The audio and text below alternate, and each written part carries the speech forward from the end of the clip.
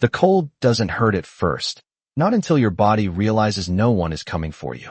The snow had already soaked through my thin shoes, melting into ice against my skin as I stood behind the mansion, just 10 feet from the glowing windows where laughter spilled into the night like I didn't exist, like I had never existed. My hands trembled as I tried to rub warmth back into them, but I couldn't feel my fingers anymore, only the sting of the wind slicing through my uniform. I shouldn't have listened. I knew that. I should have kept my head down, kept moving, kept invisible the way girls like me are supposed to, but their voices had been loud, careless, talking about shipments, about names I shouldn't have heard.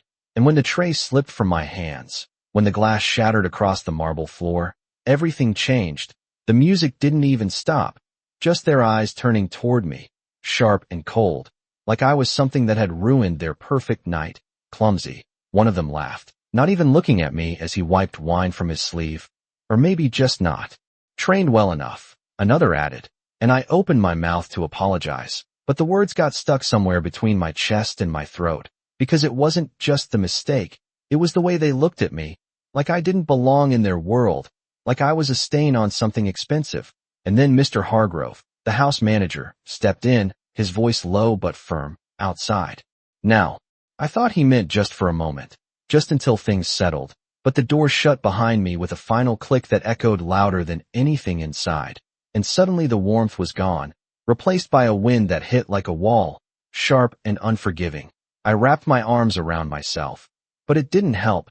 The cold slipped through every layer, every seam, settling deep into my bones. I told myself it would only be a minute, maybe 5. Someone would remember me, someone would come, but the music kept playing, muffled now, distant, and no one opened the door. I tried knocking once, lightly at first, then harder, but my hand slowed, my strength fading faster than I expected. My breath came out in thin clouds, each one shorter than the last, and I could feel something changing, something quiet and terrifying, the kind of stillness that creeps in when your body starts giving up. I sank down onto the edge of the stone step, just for a second, just to rest, I told myself. But my legs didn't want to hold me anymore, and the snow felt softer than it should have, like it was pulling me in. I closed my eyes for just a moment, just to stop the spinning, just to catch my breath. And that's when I heard it. Not the music, not the laughter, something else, something heavier. The sound of a door opening that didn't belong to the party, slow, deliberate, followed by footsteps that didn't rush, didn't hesitate. I forced my eyes open. The world blurred at the edges, but I saw him, a tall figure stepping out into the snow like it didn't touch him the way it touched me, his coat dark against the white, his presence cutting through the night with a kind of quiet authority that made the air feel different. He stopped when he saw me, really saw me. Not like the others had, not like something in the background, but like I was the only thing that mattered in that moment. And for a second, everything went still. Even the wind seemed to pause. His gaze dropped to my hands, then to my bare arms, then back to my face. And something in his expression shifted, not loud, not explosive, just a tightening. Like a line had been crossed somewhere. He didn't allow lines to be crossed. He stepped closer, each movement controlled, measured, until he was right in front of me, close enough that I could see the way his jaw set, the way his eyes darkened, not with anger exactly, but something colder, something more precise. He reached out, his hand brushing against mine, and I flinched, not from fear, but from the shock of warmth, real warmth, and his fingers paused for half a second, like he hadn't expected how cold I was. "Who did this to you?" he asked, his voice low, steady. But underneath it, there was something else, something that made my chest tighten. I tried to answer, tried to say it was nothing, that it was my fault, that I'd fix it, that I'd go back inside and keep working, but the words came out broken, barely a whisper, and he didn't look convinced. His eyes moved again, taking in everything I hadn't said, everything I couldn't say. And then he did something no one else had done all night. He took off his coat and wrapped it around my shoulders, the weight of it grounding, the warmth almost painful as it seeped back into my skin. I looked up at him, confused, unsteady, because men like him didn't notice girls like me, didn't stop for us, didn't care, but he wasn't looking at me anymore. He was looking past me, toward the glowing windows of the mansion, And whatever he saw there made something in him settle into place. Something final. He straightened slowly, his expression unreadable now, controlled in a way that felt more dangerous than anything loud or chaotic, and without another word, he turned and walked back toward the house, each step deliberate, each movement carrying a weight that the night itself seemed to recognize. The door opened before he even reached it, like the house knew he was coming, and as he stepped inside, the music stopped, just like that, cut clean, replaced by a silence so sharp it felt like it might shatter, and even from where I sat in the snow, wrapped in a coat that wasn't mine, I could feel it, the shift, the moment everything inside that house changed, and I didn't know who he was yet, but I knew one thing with absolute certainty. Whoever had sent me out here had just made the worst mistake of their lives. Power does not shout. It makes the room forget how to breathe. I could not see inside clearly from where I sat, but I felt it, the shift in the air like a storm rolling in without warning. The music had stopped completely now, replaced by a silence so heavy it pressed against my chest, even from outside, even through the glass, and I realized something I had not understood before. That man was not just part of that world, he was the center of it. I pulled the coat tighter around me, the fabric thick and warm, carrying a faint scent of something expensive and unfamiliar, but grounding, real. My fingers still shook as feelings slowly crept back into them, sharp and painful, like needles under my skin. I tried to stand, but my legs trembled, refusing to cooperate. So I stayed there on the edge of the steps, watching the blurred shapes move inside, figures frozen in place, waiting. I could not hear the words, but I saw the way people turned toward him, the way their posture changed, shoulders straightening, heads lowering slightly, like something instinctive had taken over, fear maybe, or respect, or something that lived somewhere between the two. And then I saw Mr. Hargrove step forward, his usual confidence gone, replaced by something tighter, controlled. His lips moved, probably explaining, probably trying to fix what could not be fixed, and the man, Adrian. I did not know his name yet, but I would later, did not interrupt, did not raise his voice. He just listened, still and silent. And somehow that was worse, because the entire room seemed to lean into that silence, waiting for something that had not come yet. His gaze shifted once, briefly, toward the door behind him, toward me, and I felt it even. From a distance, like being seen again, not ignored, not dismissed, seen, and it made my chest tighten in a way I could not explain. Then he looked back at them, and whatever Mr. Hargrove had said, whatever excuse had been offered, it was not enough. I knew it without hearing a single word, because Adrian took one slow step forward, and the man who had laughed at me earlier, the one who had wiped wine from his sleeve like I had ruined his night, suddenly looked smaller, his confidence slipping. Just enough to notice. Adrian said something then, just a few words, and I could not hear them, but I saw the reaction ripple through the room, sharp and immediate, like a line had been drawn that no one dared to cross. One of the women set her glass down too quickly, the sound echoing in the silence. Another man glanced toward the exit as if measuring distance, calculating something, but no one moved, no one spoke, because whatever Adrian had said, it had taken the air out of the room, completely, and I realized then that this was not anger the way I understood it, not loud, not chaotic. This was something colder, something controlled, the kind of anger that did not need to prove itself, because everyone already knew what it meant. My breath came slower now, steadier. The warmth from the coat spreading through me, pulling me back from the edge of something I had almost slipped into. I pressed my hands against the fabric, grounding myself, trying to understand what was happening, why he had come outside, why he had noticed me at all. People like him did not see people like me. They walked past us, through us, like we were part of the walls, part of the floor, invisible until something went wrong. And even then, we were just a problem to be removed, not a person. To be protected. But he had stopped, he had asked, and that question still echoed in my head. Who did this to you? Like it mattered, like the answer meant something. Inside, Adrian turned slightly, his gaze sweeping across the room, not hurried, not uncertain, just deliberate.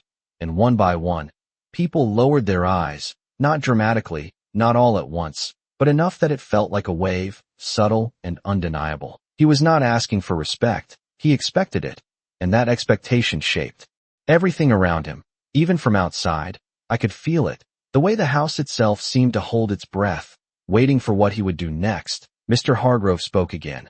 I could tell from the movement of his mouth, his hands lifting slightly, palms open, a gesture of explanation, of justification, but Adrian did not look at him this time.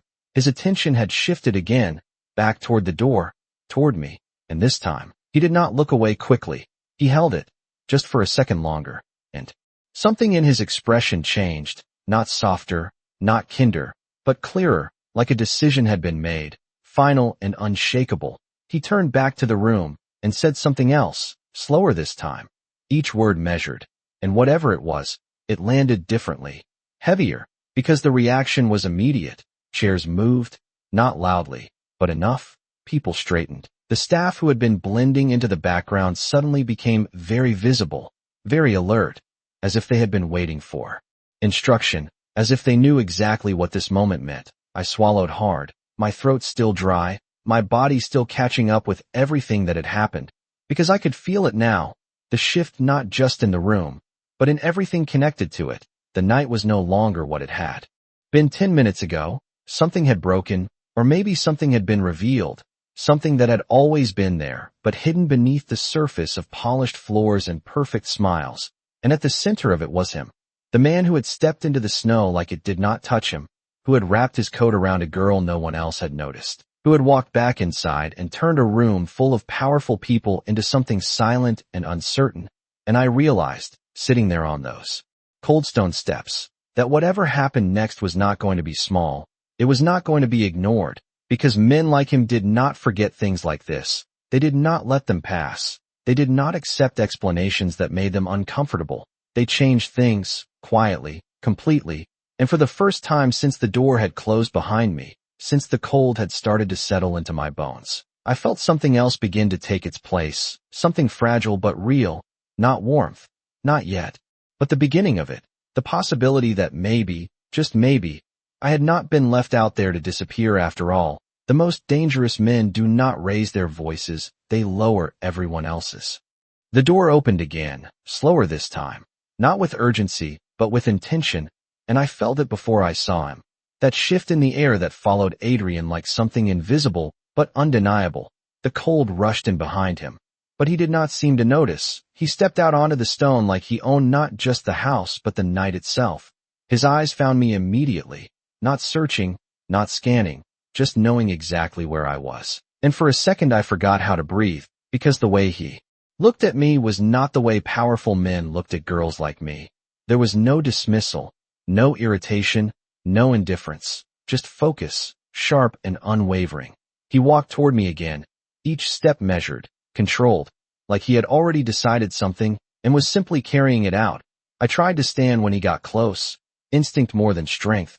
But my legs betrayed me, trembling under my weight, and I swayed slightly before catching myself on the edge of the step. His hand moved before I could fall, steadying my arm, firm but careful, like he understood exactly how much pressure to use and no more.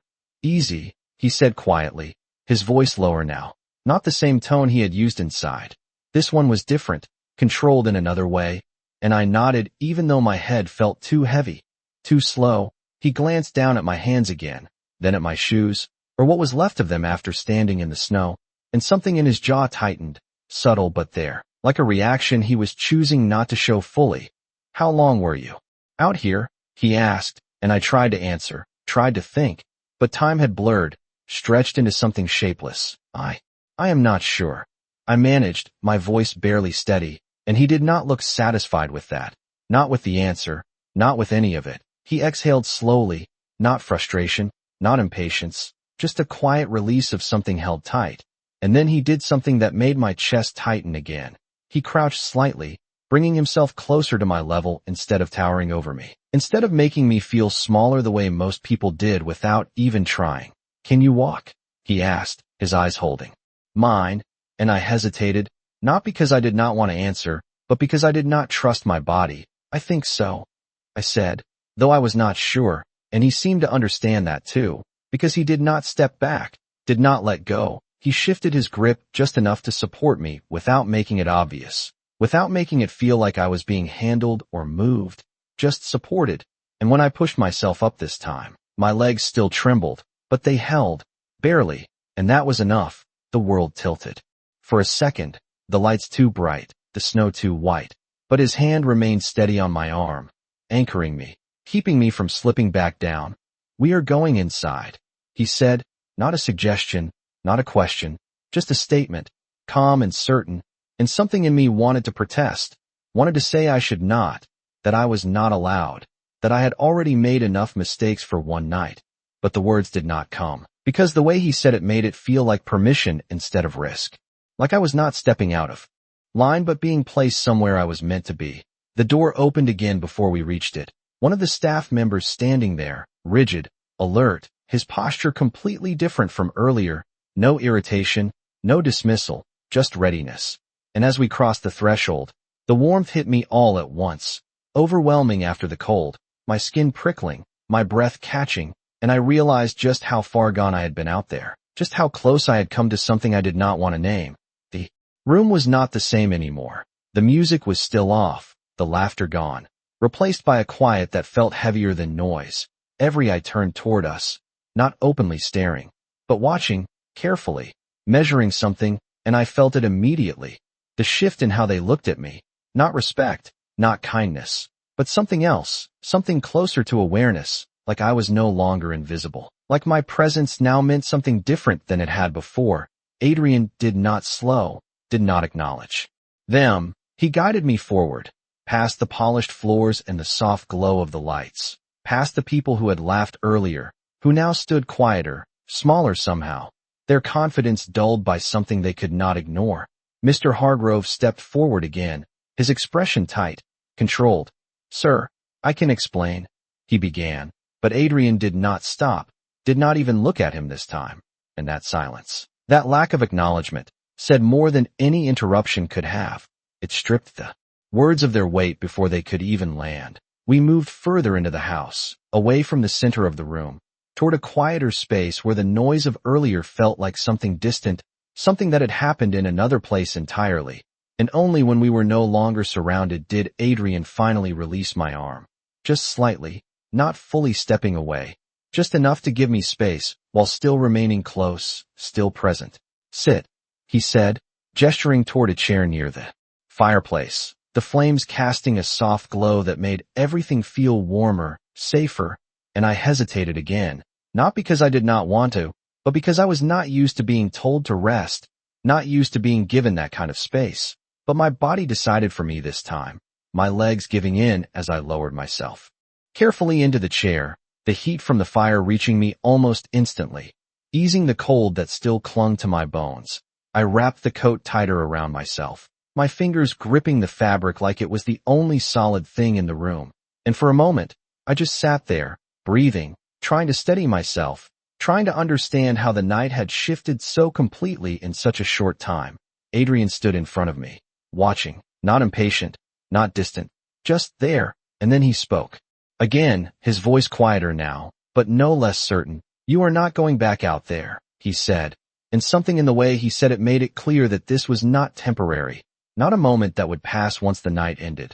This was a line, drawn clearly and firmly, and I felt it settle into place, deep and unshakable, like whatever had started in the snow had not ended at the door, it had only just begun. Sometimes the moment you are told to sit is the moment everything you thought you deserved begins to change.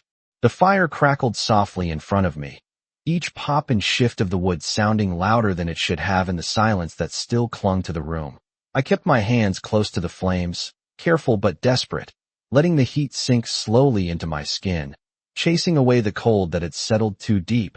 My fingers still trembled, not just from the temperature anymore, but from everything that had happened, everything that was still happening. Because none of this felt real, not the warmth, not the chair beneath me, not the coat wrapped around my shoulders that clearly did not belong to someone like me.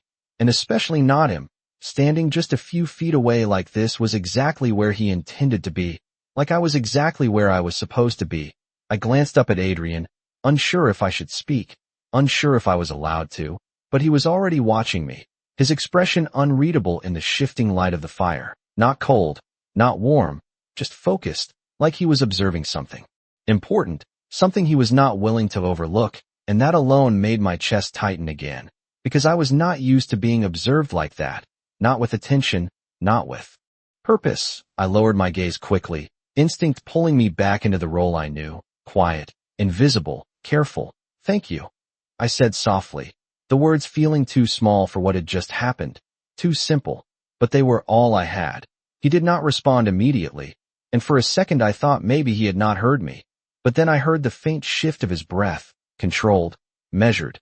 You should not have been outside, he said, not as a question, not as an accusation, just a statement, and I nodded slightly, because there was no point in denying it, no point in explaining something that had already happened.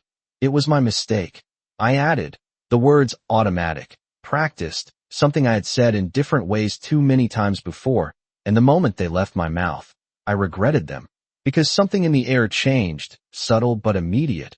I could feel his attention sharpen, not louder, not harsher, just clearer. No, he said, and the single word landed heavier than anything else that had been said tonight. I looked up at him, surprised, because it was not what I expected, not what I was used to. His gaze held mine, steady, unwavering.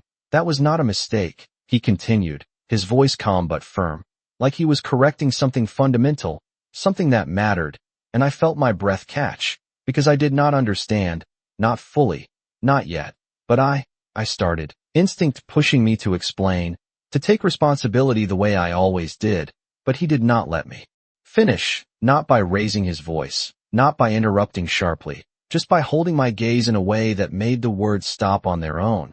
You dropped a glass, he said, his tone even, almost neutral. That does not put someone in the snow. And there it was, simple, direct, undeniable, and for a moment I could not respond, because no one had ever said it like that before. No one had separated the mistake from the punishment. No one had questioned whether the two actually belonged together. I swallowed hard, my throat tightening, because something about that realization felt unfamiliar, almost uncomfortable, like it was pulling at something I had learned to accept a long time ago. It is how things work, I said quietly, not arguing, just stating what I believed to be true. And he watched me for a second longer, his expression shifting just slightly, not softer, but more intent, like he was trying to understand not just what I said, but why I believed it. Not here, he said finally, and the words settled into the space between us with a weight that was hard to ignore.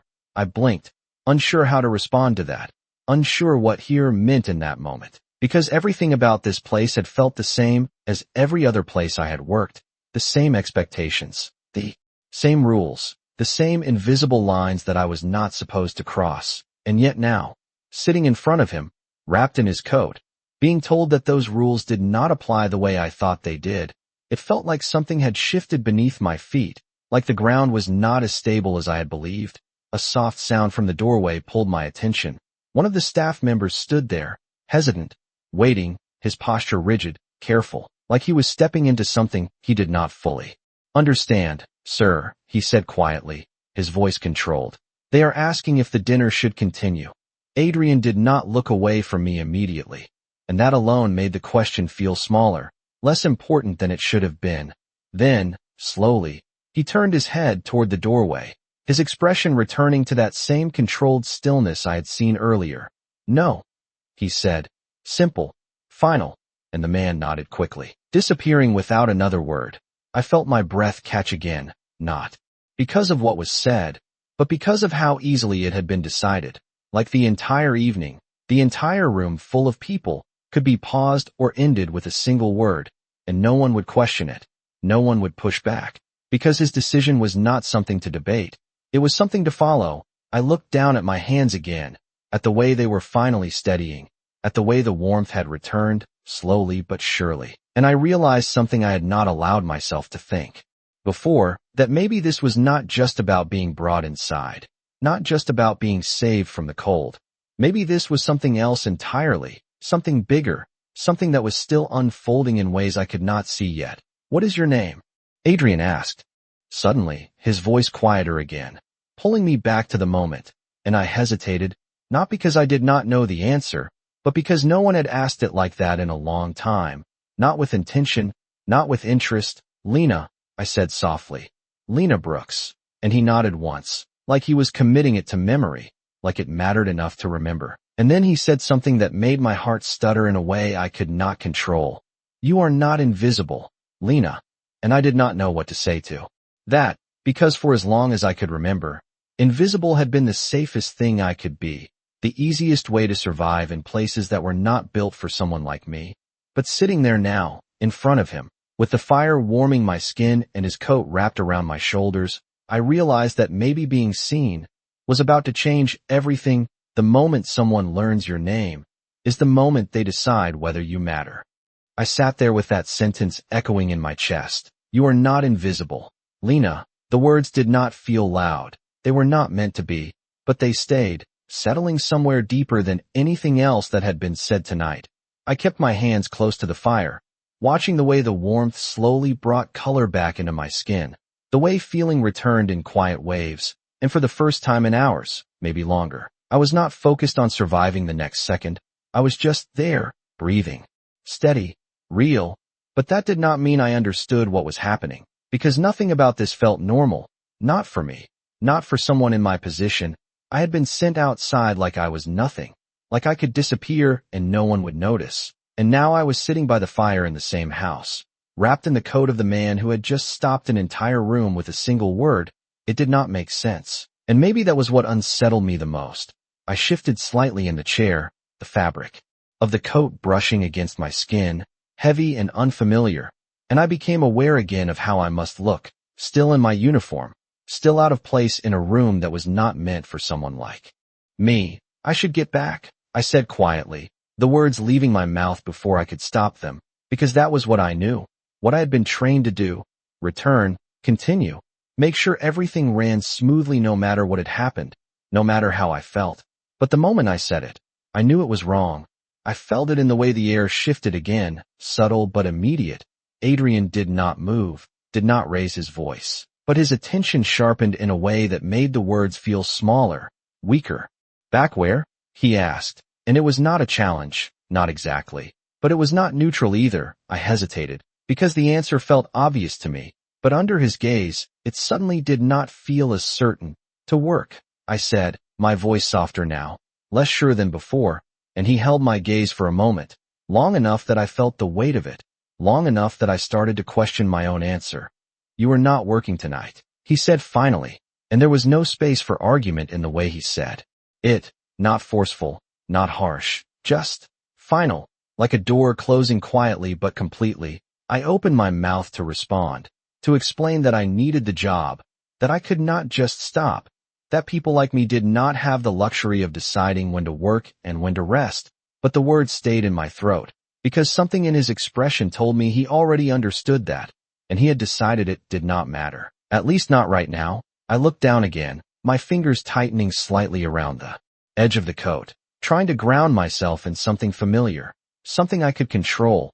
But there was nothing familiar about this moment, nothing I could predict. A soft knock at the door broke the silence. And this time, when the staff member stepped in, his posture was even more careful than before, like he was aware he was stepping into something important, something that required precision. "Sir," he said, his voice low, respectful. "The guests are asking if they should leave." Adrian did not answer immediately, and the pause stretched just long enough to make the question feel heavier than it was, like the answer would not just end the night, but define it. And then he spoke, calm, steady. "Yes," he said, and the single word carried more weight than any explanation could have. The man nodded quickly and stepped back, closing the door behind him. And just like that, the night outside this room began to dissolve. The laughter, the music, the performance of it all, gone, replaced by something quieter, something more real. I let out a slow breath I did not realize I had been holding, because even though I was not out there anymore, I could still feel the echo of it, the pressure, the expectation, the constant awareness of where I stood and where I did not belong. And now that pressure was gone, at least for the moment, replaced by something else I did not fully understand yet. Adrian moved then, not abruptly, not in a way that drew attention, just a small shift as he stepped slightly closer, enough that I could feel his presence more clearly, not overwhelming, but undeniable. "Do you have somewhere to go tonight?" he asked, and the question caught me off guard. because it was not what I expected, not what I had prepared for. I blinked, trying to process it, trying to understand what he meant. I have a place, I said slowly. Though even as I said it, I knew it was not entirely true, not in the way he was asking. The small apartment I rented was more like a space to sleep than a place to exist, a place I went because I had nowhere else, not because it felt like home, and maybe he could see that hesitation, because his gaze did not shift, did not soften, but it changed in a way I could not quite name, like he was seeing more than what I said. That is not what I asked, he said quietly, and the words settled between us, simple but direct, and for a moment I did not know how to answer, because no one had ever asked me that question in a way that required honesty, real honesty, not just the kind that kept things moving, that avoided complications. I looked down again, my reflection faintly visible in the polished surface of the table beside me, and for a second, I barely recognized the girl staring back, wrapped in a coat that was not hers, sitting in a place she was not supposed to be, being asked questions that did not have easy answers. No, I admitted finally, my voice barely above a whisper, and the word felt heavier than it should have, like it carried more than just the meaning of the moment, like it revealed something I had spent a long time trying to hide. Adrian did not react immediately, did not fill the silence with anything unnecessary. He just stood there, taking in the answer, letting it exist without rushing to change it, and then he nodded. Once, slow, deliberate, like he had expected it, like it confirmed something he had already decided. Then you will stay here tonight, he said, and the words landed with a quiet certainty that made my chest tighten again, not with fear, not exactly, but with something close to it, something unfamiliar, because staying meant more than just a place to sleep. It meant stepping further into a world that was not mine, a world I did not understand, a world that had already begun to change the way things worked around me.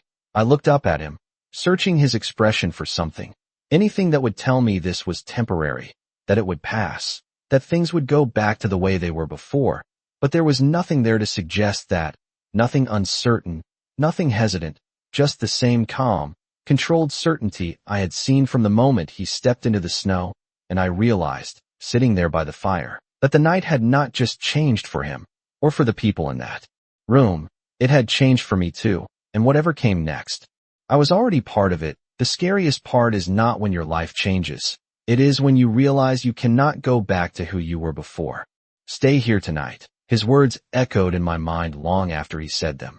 Not loud, not forceful, but impossible to ignore. I sat there frozen for a second, even as the fire warmed my skin, because staying meant crossing a line I had never been allowed to cross.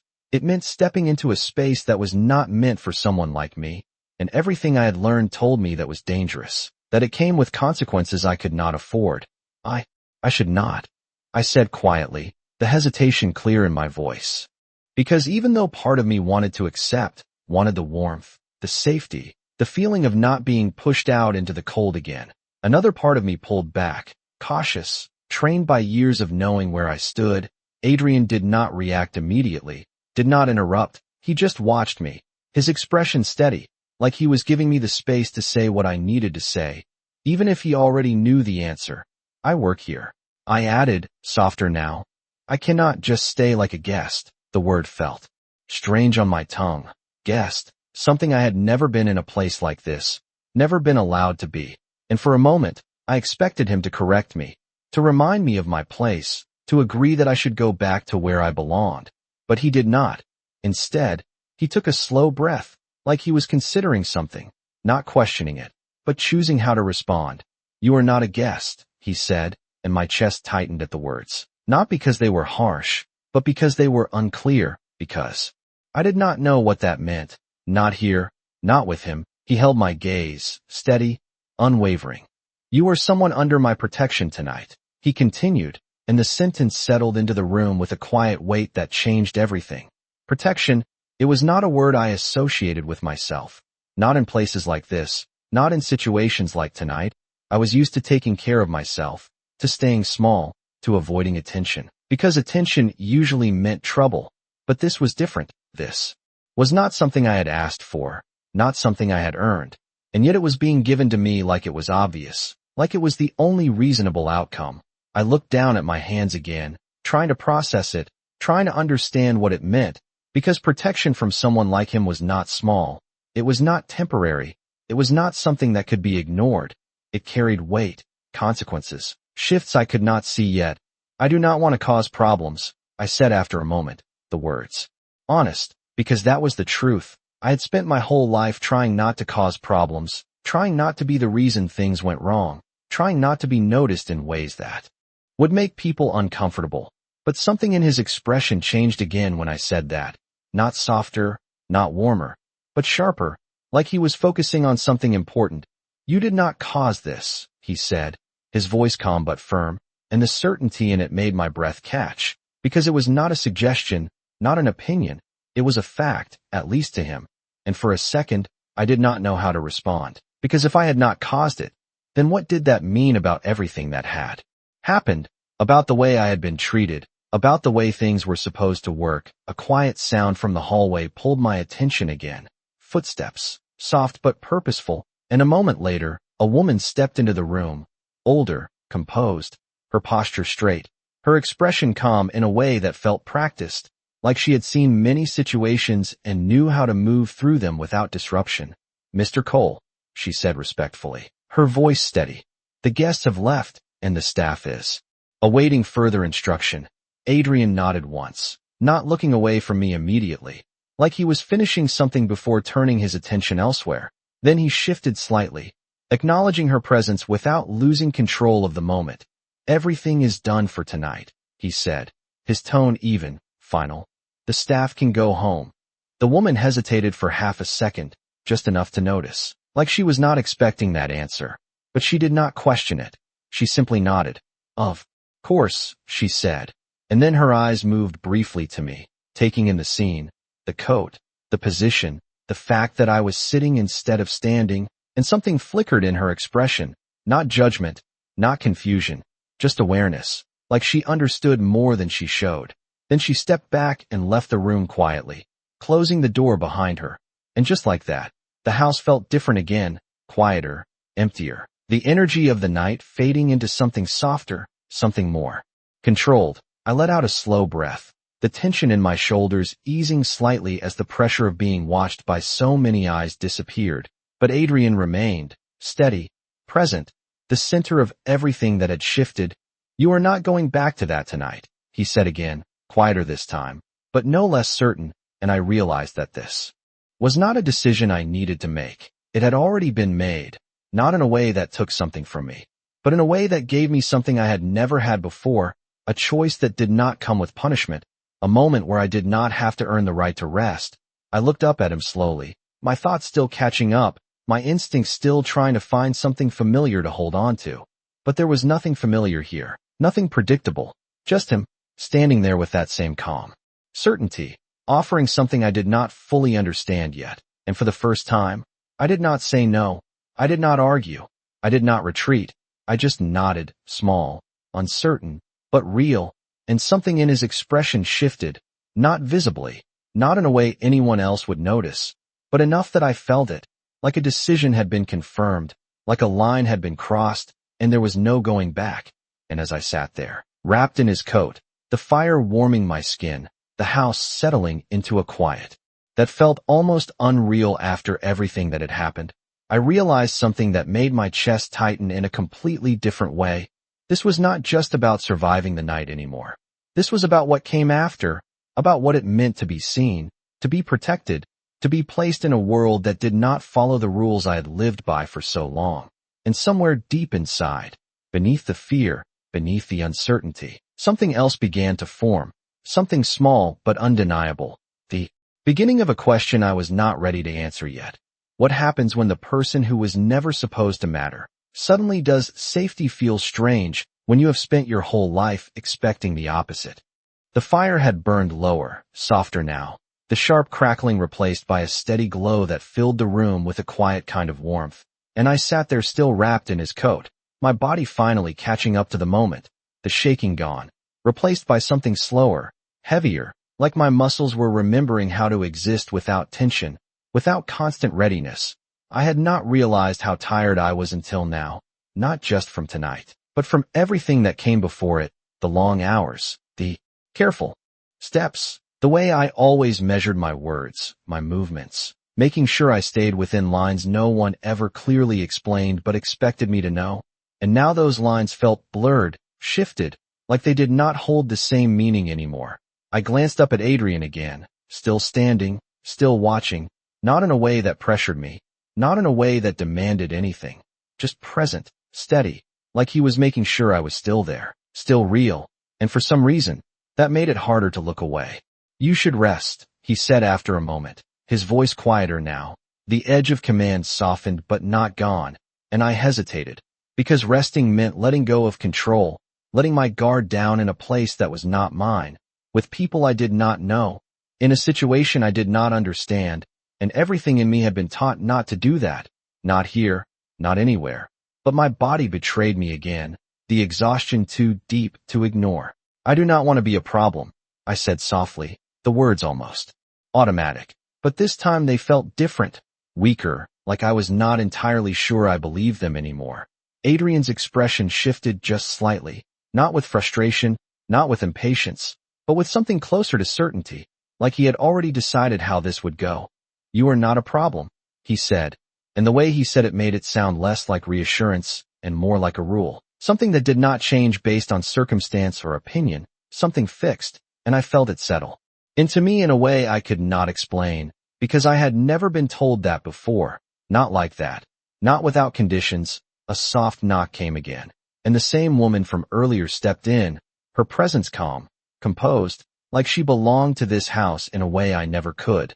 The rooms are prepared, she said, her voice gentle but professional, and Adrian nodded once, finally shifting his attention fully away from me. Take her to the east wing, he said, and there was no hesitation in his tone, no question, just direction, and I felt a flicker of something unfamiliar at that. Not fear, not exactly, but awareness, because this was not temporary anymore. This was movement, transition, something that would carry me further into this world whether I was ready or not. The woman stepped closer, her eyes meeting mine for a brief moment, and there was something in her gaze that surprised me, not judgment, not distance, but something almost kind, like she understood more than she needed to say. Come with me, she said softly, and I hesitated again, my hands tightening slightly around the coat, because leaving this room felt like leaving the only place that had made sense since everything changed. I looked back at Adrian, not meaning to, just instinct, like I needed confirmation, like I needed to know this was still real, that I was not about to step into something worse, something colder. But he met my gaze immediately, steady, unwavering, and gave a small nod, not dramatic, not obvious, just enough, and somehow that was enough for me. I stood slowly, my legs still a little unsteady but stronger than before, the warmth from the fire lingering in my skin, grounding me as I took a step forward, then another. Following the woman toward the door, I could feel the shift immediately as we stepped into the hallway, the quiet different from the room behind us, cooler, more structured, the walls lined with soft lighting that stretched endlessly in both directions. The house felt larger out here, more complex, like something designed not just for living but for control, for movement, for watching, and I became aware again of where I was, of what this place represented, of who he was within it. You are safe here, the woman said quietly as we walked, her voice breaking through my thoughts, and I glanced at her, surprised by the words, because safety was not something I associated with places like this, not with houses this big, not with men like him. But there was no doubt in her tone, no hesitation, just quiet certainty, and I wondered how long it had taken her to believe that, or if she always had.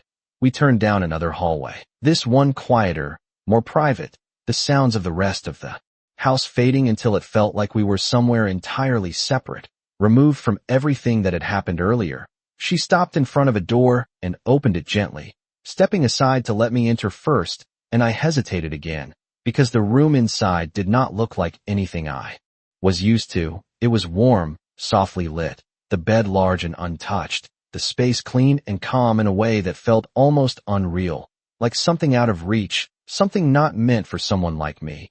You can stay here tonight, she said, and I stepped inside slowly, my eyes moving over everything, taking it in, trying to understand how I had gone from standing in the snow to standing here, in a room like this, in a house like this, under the protection of a man who had changed the entire night. With a single decision, the door closed softly behind me, and for a moment, I just stood there, still wrapped in his coat, still trying to catch up to everything that had happened, because nothing about this felt temporary anymore. Nothing felt like it would simply go back to the way it was before, and as I moved further into the room, the warmth surrounding me completely now, I realized something that made my chest tighten again. Not with fear, not with uncertainty, but with something deeper.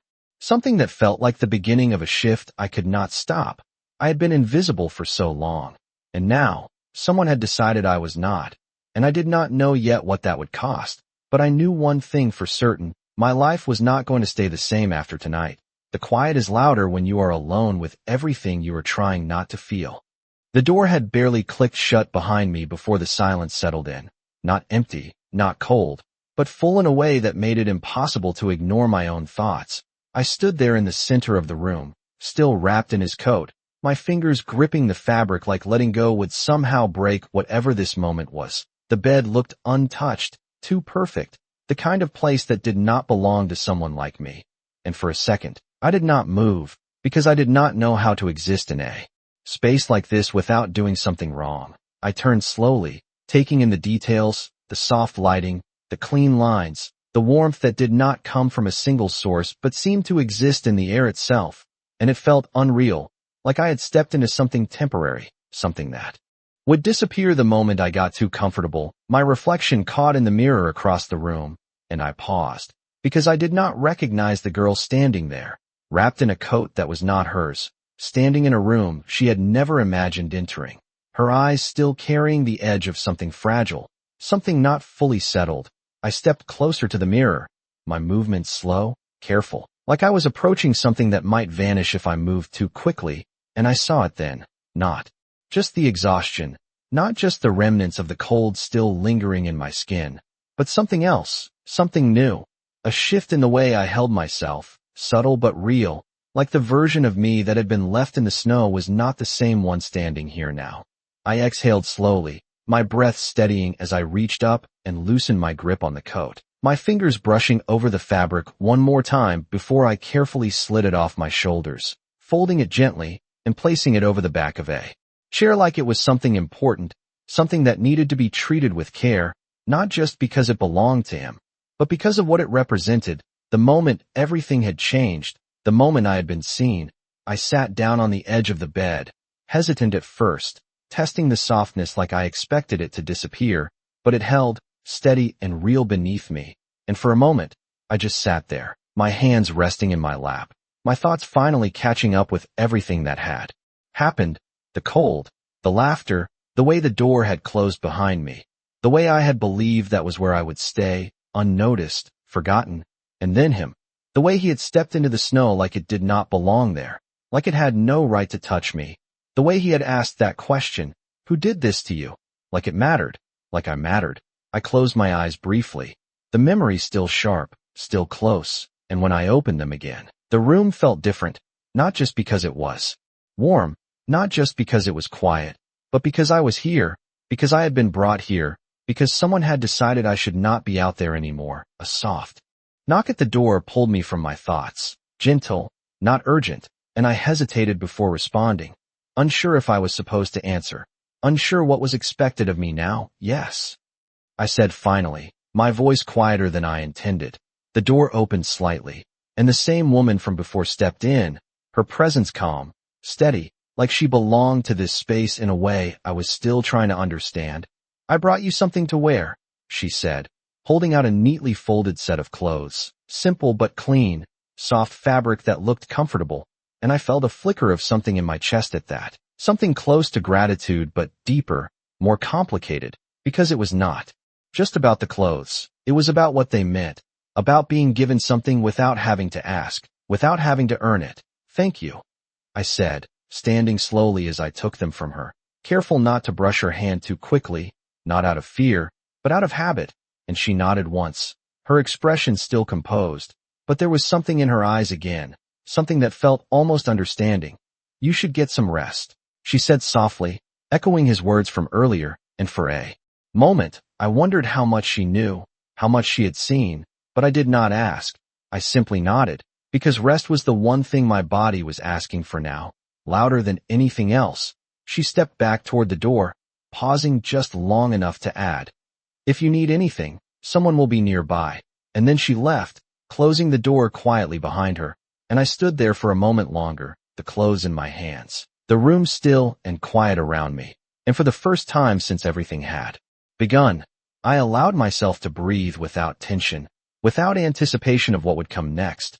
I changed slowly, my movements deliberate, grounding, replacing the damp uniform with something warm and dry, something that did not carry the weight of the night with it. And when I finally lay down, the bed soft beneath me, the warmth surrounding me completely, I expected my mind to keep racing, to replay everything over and over. But instead, something unexpected happened. The exhaustion pulled me under quickly, deeper than I thought possible, and as my eyes closed, the last thing I felt was not the cold, not the fear, but the echo of his voice, calm and certain. "You are not invisible, Lena." And for the first time in a long time, I wondered what it meant to be seen, not as a mistake, not as a problem, but as something worth protecting. And somewhere between that thought and sleep, I realized something that stayed with me even as everything else faded. This night was not just a moment, it was a beginning. Morning does not always bring clarity. Sometimes it brings consequences. I woke up slowly, not to noise, not to cold, but to something unfamiliar, stillness, real stillness, the kind that does not come with tension hiding underneath it. And for a moment I did not move, my eyes still closed, my body wrapped in warmth that felt too consistent, too steady to be real. And then it hit me. The bed, the room, the quiet. Everything rushed back at once, not like a dream fading, but like something solid settling into place. I opened my eyes and stared at the ceiling, letting the reality of where I was sink in piece by piece. The soft light filtering through the curtains, the absence of noise from the outside world. No clatter, no rushed footsteps, no voices reminding me of what I needed to do next. And for a second, I just lay there, not moving, because I did not know what came next. I was not scheduled for this. I was not prepared for this. I turned my head slightly, my gaze falling on the chair where I had placed his coat the night before, still there, folded, carefully, untouched, and something in my chest tightened again, because that coat was not just fabric, it was proof that last night had not been something my mind created out of exhaustion, proof that someone had stepped into the cold for me, that someone had decided I mattered enough to change everything around me. I sat up slowly, the movement unfamiliar in a bed like this, too soft, too quiet, and I glanced down at my hands. Steady now, no shaking, no cold biting into my skin, just warmth, real and present, and that alone felt like something I did not know how to handle. I swung my legs over the side of the bed, my feet touching the floor, and I paused, because I realized something I had not thought about yet. I did not have instructions. No one had told me what to do when I woke up. No one had given me a list, a schedule, a set of expectations, and for someone like me, that absence felt louder than any order ever had. I stood slowly, my body still adjusting, my mind trying to find something familiar to hold on to. But there was nothing, just quiet, just space, just time. I moved toward the window, pulling the curtain back slightly. And the world outside looked different in the daylight. The snow still covering everything, clean and untouched, like the night before had not happened at all, like there were no marks left behind, no evidence of where I had been, where I had almost disappeared. And that thought lingered longer than I expected. Because if he had not come out there, if he had not seen me, would anything be different this morning? Would the world still look this calm, this untouched, or would I have simply been another part of it, another thing lost in the background? I let the curtain fall back into place and turned toward the room again, my eyes landing on the door, and for a moment, I hesitated, because opening that door meant stepping back into whatever this was now, whatever had changed overnight, whatever expectations came with being here. I took a breath, steadying myself, and reached for the handle, pulling it open slowly. The hallway outside, just as quiet as I remembered, the soft lighting, still casting that same calm glow, and I stepped out carefully, my movements instinctively quiet, controlled, like I was still trying not to be noticed. even though I knew that no longer applied the same way. A few steps down the hall, I heard movement, distant but clear, and I followed it without thinking, my curiosity pulling me forward, my uncertainty trailing just behind it. The house felt different in the morning, less intense, less charged, but not empty. There was still something there. Something structured, something intentional, like everything that happened here had a purpose, even the quiet. I turned a corner and paused when I saw him. Adrian, standing near the end of the hallway, speaking to someone in a low voice, his posture the same as before, controlled, composed, like nothing ever shifted him, like the world adjusted around him instead. I stopped without realizing it, my body reacting before my mind could catch up, because even in the calm of the morning, his presence carried weight, not overwhelming, not threatening, just undeniable. He finished whatever he was saying, and the other man stepped away quickly, leaving him alone, and for a second, I considered turning back, slipping away before he noticed me, falling back into the pattern I knew, but it was too late. His gaze lifted, finding me instantly, like he had expected me to be there, like he had known, and I felt it again. That same moment from the night before. The feeling of being seen, fully, clearly, without question. I stood there for a second, unsure what to do, unsure how to exist in this new space where I was not invisible, but also not sure what I was supposed to be. "You are awake," he said, his voice calm, steady. And I nodded, my hands instinctively coming together in front of me, a habit I could not seem to break. "Yes," I said quietly, and for a moment, neither of us moved, the silence not uncomfortable, but not easy either, just present, like everything between us was still settling into place, still being defined. "Did you sleep?"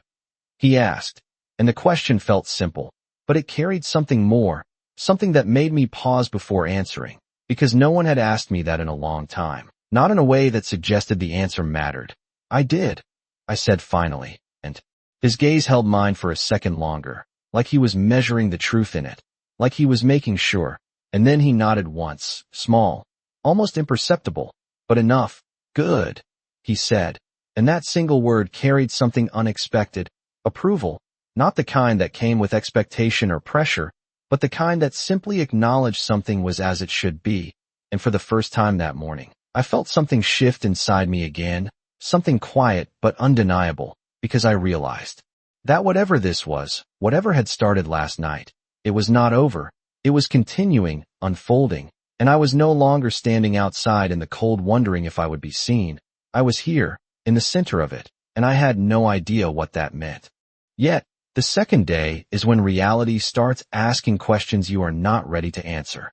He stood there like nothing about this was unusual, like I had always belonged in this hallway, like I had always woken up in rooms that were not mine, and something about that made it harder to hold on to the version of myself from yesterday, the one who knew exactly where she stood, exactly how to move, exactly how to stay unseen. I shifted my weight slightly, my hand still instinctively close to my body, controlled, careful, and he noticed, of course he noticed, the way his eyes tracked even the smallest movement without making it obvious, without making it feel like scrutiny, just awareness, steady and constant. "Come," he said, not sharp, not commanding, but still leaving no room for hesitation, and I followed without thinking, my feet moving before my mind could catch up, because something in his tone made it feel like the next step had already been decided, like I was simply stepping into it. The hallway stretched ahead of us, quiet and measured, and I walked a half step behind him, instinct guiding me into a position that felt safer, more familiar, but after a few seconds, he slowed just slightly, enough that I ended up beside him instead, not behind, not trailing, but equal in pace, and that small adjustment unsettled me more than anything else had so far, because it was subtle, almost invisible, but it changed the dynamic completely. I glanced at him briefly, unsure if it had been intentional, but his expression gave nothing away, calm, composed, like everything was exactly as it should be. We turned into a larger room, the dining area from the night before, but it felt completely different now, stripped of the noise, the tension, the presence of people who had filled it with something heavy. Now it was quiet, clean, the long table reset, the evidence of last night erased like it had never happened, and I felt something shift in my chest at that. because it was strange how easily everything could be reset, how quickly the surface could return to perfect, even when what happened underneath it still lingered. A place had been set at one end of the table, simple, not excessive, and I hesitated at the entrance, my body resisting before my mind could form a reason, because this was not where I was supposed to be, not in the morning, not like this. But Adrian did not stop, did not question. He simply walked to the table and took his seat, and then looked at me, not impatiently, not expectantly, just waiting, like the decision was mine, even though it did not feel like it. I took a step forward slowly, then another, my movements careful, my thoughts racing to catch up. And when I reached the table, I paused again, my hand resting lightly against the back of the chair, unsure if I was allowed to sit, unsure if this was a test I did not understand. "Sit, Lena," he said, his voice steady. And there it was again, my name, spoken like it belonged in this space, like it was not out of place here. And that alone was enough to make me lower myself into the chair, my posture straight, controlled, my hands resting neatly in front of me like I had done 100 times before. Except this was different, because I was not serving, I was not waiting. I was not invisible. I was here, at the table, and I did not know what that meant yet. A plate had been set in front of me, simple breakfast, warm, untouched, and I stared at it for a second longer than I should have, because it felt wrong to eat before working, wrong to sit while others moved around me, wrong to be given something without earning it first, and he saw that too. Of course he did. "Eat," he said, and the word was soft but firm, leaving no space for hesitation.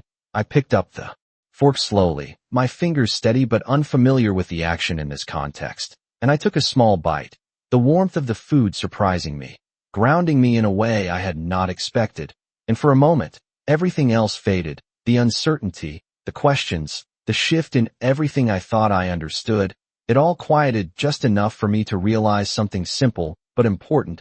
I was hungry, not just from last night, but from a pattern of skipping, of waiting, of putting everything else before myself. And now, sitting here, being told to eat like it mattered, like I mattered, it felt different. "You are not going back to the staff rotation," Adrian said after a moment, his voice cutting through my thoughts with calm precision. And I froze slightly, the fork pausing in my hand, because that was not what I expected, not what I was prepared for. I need the job," I said carefully, my voice quiet but steady, because that was the truth, the one thing I could not ignore. No matter what had happened, no matter what had changed. He watched me for a second, his expression unreadable, but there was something there, something deliberate, like he was choosing his words with intention. "You will still work," he said, and my breath caught slightly, the tension in my chest easing just enough to let me breathe again.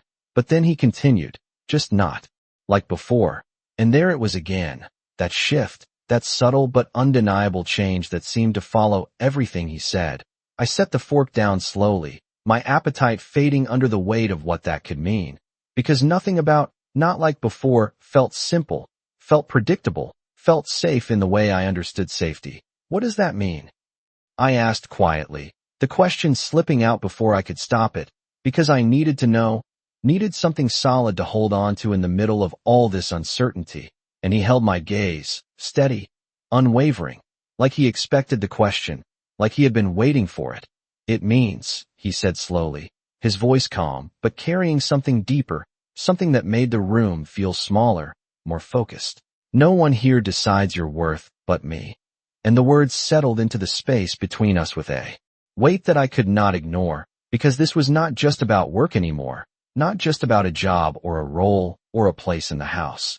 This was something else entirely, something that reached deeper, something that changed the way everything worked. And as I sat there, the warmth of the room surrounding me, the quiet steady, the morning light soft against the walls, I realized something that made my chest tighten in a completely different way than before. This was not just protection anymore.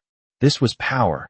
And somehow, whether I was ready or not, I was now standing inside it. Power does not ask if you are ready, it decides you are. His words stayed in the air long after he said them. "No one here decides your worth but me." And I could feel them settling into something deeper than just a statement, something that reached into the way I had always understood myself, the way I had always moved through the world, careful, quiet, waiting for permission that never really came, and now that permission had been replaced with something else entirely, something that did not ask, did not negotiate, did not leave space for doubt. I sat there, my hands still resting near my plate, the warmth of the food forgotten as my thoughts tried to catch up, because I did not know how to respond to that. I did not know what it meant to have someone say that so plainly, so certainly, without hesitation. I do not understand, I said finally, my voice steady but quiet, because it was the truth. I could not pretend this made sense to me. Could not pretend I knew how to step into something like this without losing myself in the process. Adrian did not react immediately, did not correct me, did not dismiss the confusion. He simply watched me, his gaze steady, like he expected that answer, like he knew this was not something I would accept easily. You do not need to understand it yet, he said after a moment, his tone calm, controlled, but there was something underneath it, something firm, like the understanding would come whether I was ready or not. I swallowed slowly, my fingers tightening slightly against the edge of the table, because that was not how things usually worked for me. I needed to understand, needed to know where I stood before I could move, before I could act. But here, with him, it felt like the ground shifted before I had the chance to map it out, like I was expected to trust something I had never been given a reason to trust before. And the others? I asked, the question slipping out before I could stop it, because even if things had changed for me, I knew the world around me had not changed as easily. The staff, the people who had seen me last night, the ones who had decided I belonged outside in the cold, they were still here, still part of this house, still part of the system I had been trying to survive in. His expression shifted slightly at that, not softer, not harsher, just more focused, like the question had moved us into a different part of the conversation. They will adjust, he said simply, and the certainty in his voice made my chest tighten again, because it was not a possibility, not a hope. It was a decision, one that had already been made, one that would not be questioned. And I realized then that this was not just about me, not just about what had happened last night. This was about the entire structure around it, the way things worked, the way people were treated, and somehow, with a few words, he had changed that too, or at least the part of it that touched me. I glanced down at my plate again, the food still there, still warm, but my appetite had faded under the weight of everything else, because this was bigger than I had expected, bigger than I was ready for. I do not want them to hate me, I said quietly, the words honest, because even though things had changed, I was still me, still someone who had learned to survive by not standing out, by not becoming a target, by not giving people a reason to turn against me. And I knew how quickly things could shift, how quickly kindness could turn into resentment when someone stepped out of their place. Adrian leaned back slightly in his chair, his posture relaxed but his gaze still fixed on me, still steady. What they feel is not your concern, he said, and the words landed with that same quiet weight, not dismissing my fear, but removing its importance, like it did not hold power in this space anymore, like it was not something that would determine what happened next. I shook my head slightly, not in disagreement, but in uncertainty, because it was hard to let go of something that had defined so much of how I lived. It has always been my concern, I admitted, my voice softer now, and for a moment, the room felt smaller, more focused, like everything had narrowed down to this conversation, to this moment, where two different understandings of the world were meeting and not quite aligning yet. Adrian watched me for a second longer, and then something in his expression shifted again, not visibly, not in a way anyone else would notice, but enough that I felt it, like he had reached a conclusion, like he had decided how to bridge that gap. Then you will learn differently, he said, and there was no hesitation in it, no doubt, just the same calm certainty that had carried through everything he had said since last night. I exhaled slowly, my shoulders relaxing just slightly, not because I fully understood, but because I could feel something changing, something settling into place even if I could not name it yet. A quiet knock came at the door, and this time, when it opened, the woman from earlier stepped in again, her presence as composed as always, but there was something different now, something more aware, like she understood that this moment mattered in a way the others did not. "Mr. Cole," she said, her voice steady. "There is someone asking to speak with you." Adrian did not look away from me immediately, and for a second, I felt the weight of that, the way his attention did not shift easily, did not Break unless he chose it to. Then he nodded once. I will be there shortly, he said, and the woman inclined her head before stepping back, closing the door quietly behind her. The room returned to silence, but it felt different now, less uncertain, more defined, like something had been set in motion that would not be undone. Adrian stood slowly, his movements controlled, deliberate, and I felt it again, that shift in the air, the way everything seemed to align around him when he moved. When he decided, he looked at me one last time, his gaze steady, unwavering. Finish your breakfast, he said, his voice calm, but carrying that same underlying authority. And then he added, quieter, but no less certain, you are not going back to what you were. And the words stayed with me as he turned and walked out of the room, leaving me there at the table, the silence settling around me once again. But this time it did not feel empty. It felt full of something I was only beginning to understand. Because as I sat there, staring at the plate in front of me, I realized something that made my chest tighten in a completely new way. This was not just a moment of change, it was a line, and I had already crossed it. Whether I knew how to stand on the other side or not, the hardest part of change is not what others do. It is what you start to expect from yourself. The silence after he left did not feel empty anymore. It felt like something waiting, something watching to see what I would do next. And for a moment I stayed exactly where I was, my hands resting on the table, my eyes fixed on the plate in front of me, even though I was not really seeing it, because his words had not left with him. They stayed, settled into the space, into me. You are not going back to what you were. And I did not know how to hold that, did not know how to fit it into the version of myself I had lived with for so long. I picked up the fork again slowly, more out of instinct than hunger, and forced myself to take another bite, because finishing what was in front of me felt like something I could control, something simple in the middle of everything that was not.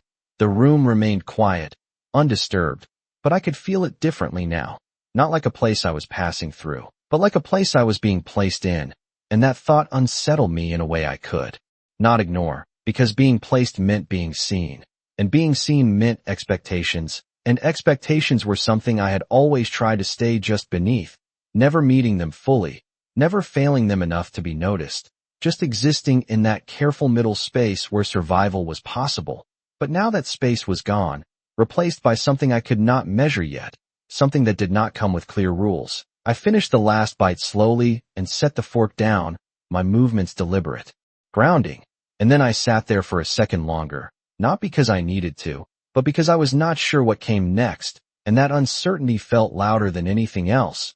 I stood eventually, pushing the chair back quietly, the sound soft but still noticeable in the stillness of the room, and I hesitated again, because leaving this space meant stepping back into the rest of the house, into the reality of what had changed. And what had not? I walked toward the door slowly, my hand resting on the handle for a second before I pulled it open. The hallway outside just as calm as before, but this time, I noticed something different, not in the space itself, but in the way people moved within it. A staff member passed at the far end, and for a brief moment, our eyes met. And instead of looking through me, instead of dismissing me the way they would have yesterday, he paused, just slightly. A small nod of acknowledgement before continuing on, and it was subtle, almost easy to miss, but it was there, and it changed something. I stepped into the hallway fully, my movements slower now, more aware, because I could feel it, the shift Adrian had spoken about, the way things were adjusting around me. Not dramatically, not all at once, but enough to notice, enough to matter. I walked further down the hall, my steps quiet against the floor, and with each turn, each movement, I saw it again, in small ways, in glances that lasted a second longer, in the absence of dismissal, in the way people no longer looked past me like I was not there. And it unsettled me, not because it was wrong, but because it was unfamiliar, because I did not know how to exist in it yet. I reached the main staircase and paused, my hand resting lightly against the railing, looking down into the open space below, the house moving in its usual rhythm now, quiet but active, and I realized something then. This place had not changed, not really. The structure, the hierarchy, the expectations, they were still there, still intact. The only difference was where I stood within it. And that difference came from one person, one decision, one moment in the snow. I took a breath and started down the stairs slowly, my mind still trying to balance everything I had learned with everything I was being told to accept, because they did not align. Not yet. I reached the bottom and stepped into the larger space. The air slightly cooler here. The openness of it making everything feel more exposed, and I could feel it again, the awareness, the quiet attention that followed me in a way it never had before, not heavy, not overwhelming, but present, and I did not know what to do with it. Lena, a voice called softly from behind me. And I turned quickly, my body reacting before my thoughts could catch up.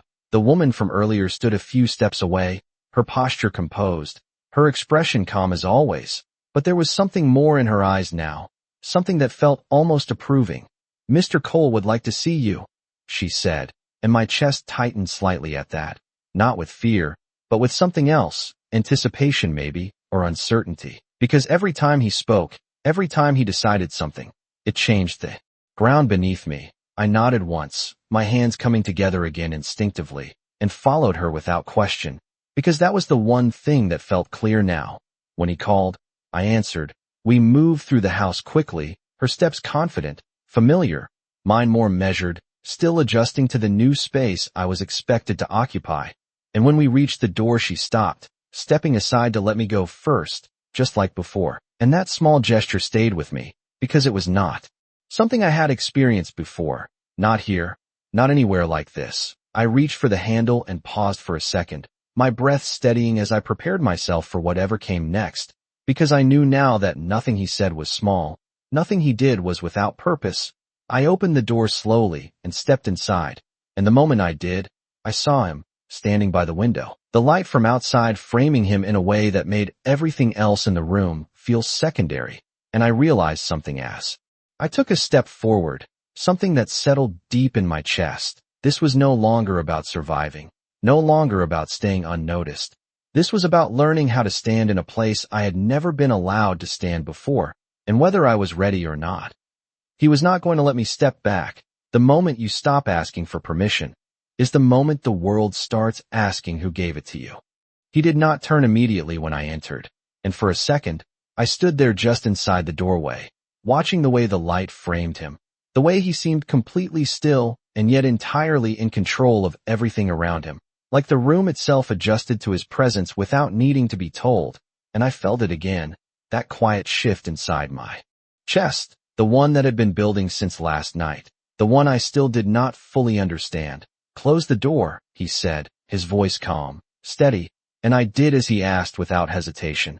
The soft click echoing louder than it should have in the stillness, sealing the space, sealing the moment. And when I turned back toward him, he was already looking at me, his gaze direct, unwavering, like he had been aware of every movement I made from the second I stepped inside. "Come here," he said, not sharply, not forcefully, but with that same quiet certainty that made it feel less like an instruction and more like something inevitable. And I moved forward slowly, my steps measured, my hands instinctively still close to my body, but something about the way I walked felt different now, not smaller, not hidden, just uncertain in a new way, like I was learning how to take up space I had never been allowed to take before. I stopped a few feet away from him, not too close, not too far, the distance instinctive, and for a moment, neither of us spoke, the silence stretching just enough to make me aware of everything, the way my breath slowed, the way my shoulders held tension I had not yet released, the way his presence filled the space without effort. "Look at me," he said, and the words were simple, but they carried something that made it impossible to ignore. I lifted my gaze fully, meeting his eyes without hesitation this time, and something shifted in his expression, subtle, but real, like he had been waiting for that, like this was the first step of something I did not yet understand. "What happened last night," he said slowly, his voice calm but deliberate, "does not happen again." And the statement settled into the room with a weight that felt final, not just a promise, not just a reassurance, but a decision, one that extended beyond me, beyond this moment, into everything that would come after it. I nodded slightly, because I did not know what else to do, did not know how to respond to something so absolute. But he was not finished. I could see it in the way his gaze did not shift, did not soften, just held steady, focused. "Not because you will avoid it," he continued, and my breath caught slightly, because that was what I expected, What I had always done, avoided, adapted, stayed out of the way, but because it is no longer allowed. And there it was again, that shift, that quiet redefinition of everything I had believed, because this was not about me changing my behavior, not about me being more careful, more invisible. This was about the world around me being forced to change instead, and I felt it settle into me in a way that was both grounding and unsettling at the same time. Do you understand? He asked, and this time, the question was real, not rhetorical, not assumed, and I hesitated for just a second, because understanding was not simple, it was not immediate, it was something I was still trying to reach, but I nodded anyway, because I understood enough to know that things were different now. Enough to know that the lines I had lived by no longer applied the same way. Enough to know that stepping back was not an option anymore. Yes, I said, quietly, and his gaze held mine for a second longer, like he was measuring that answer, like he was deciding if it was enough. And then he nodded once, small, but final. Good, he said, and the word carried that same quiet approval as before, but this time, it felt different, heavier, like it marked something. Like it confirmed that whatever this was, it was moving forward. He stepped slightly closer then. Not enough to invade my space, but enough to shift the distance between us, enough to make the moment feel more immediate, more real. There will be questions, he said, his voice lower now, more focused. People will not understand this change, and I felt my chest tighten slightly at that, because I had already felt it, already seen the way people looked at me differently. The way the air shifted when I walked into a room. You will not answer them, he continued, and I blinked, surprised, because that was not what I expected, not what I had prepared for. I was used to explaining, to justifying, to smoothing things over before they became problems, but he was removing that completely. You will not defend your place here, he added, his tone steady, unwavering, because your place is not up for discussion, and the words settled into me with a weight that was impossible to ignore, because this was not just about protection anymore, not just about safety. This was about position, about standing, about something that carried authority I had never been given before. I swallowed slowly, my hands relaxing slightly at my sides as I processed it, because part of me still resisted, still questioned, still tried to find the edges of this, the limits, the conditions, but there were none, not in the way I understood them, not here, not with him. And if they do not accept it? I asked quietly, the question slipping out before I could stop it, because even with everything he had said, I knew people did not change easily. I knew resentment, knew how it built quietly, how it turned into something sharper over time, and for a moment, his expression shifted again, not visibly, not in a way that would draw attention, but enough that I felt it, like something colder had settled beneath the surface, something controlled, precise. They will, he said, and there was no hesitation, no doubt, just certainty, absolute and unshakable. And in that moment, I understood something I had been circling since last night, something I had not fully allowed myself to see. This was not a suggestion, not a possibility. This was reality, his reality, and now, somehow, it was mine too. He stepped back slightly then, the moment easing just enough to let me breathe again. But the weight of everything he had said remained, settling into place, shaping something new inside me. Go on, he said finally, his voice returning to that calm, steady tone. There is more for you to learn. And I nodded, my movements slower now, more deliberate, because I could feel it, the shift in the way I stood, the way I held myself. Not fully changed, not yet, but no longer the same either. I turned and walked toward the door, my hand resting on the handle for a second before I opened it, stepping back into the hallway, the quiet stretching out in front of me. But this time, it did not feel uncertain, it felt open, and as I walked forward, my steps steady, my gaze no longer lowered, I realized something that settled deep in my chest, something that would not fade. Last night, I was left outside in the cold, invisible, forgotten. But now, I was no longer the girl waiting to be seen. I was the one they had already noticed, and that changed everything.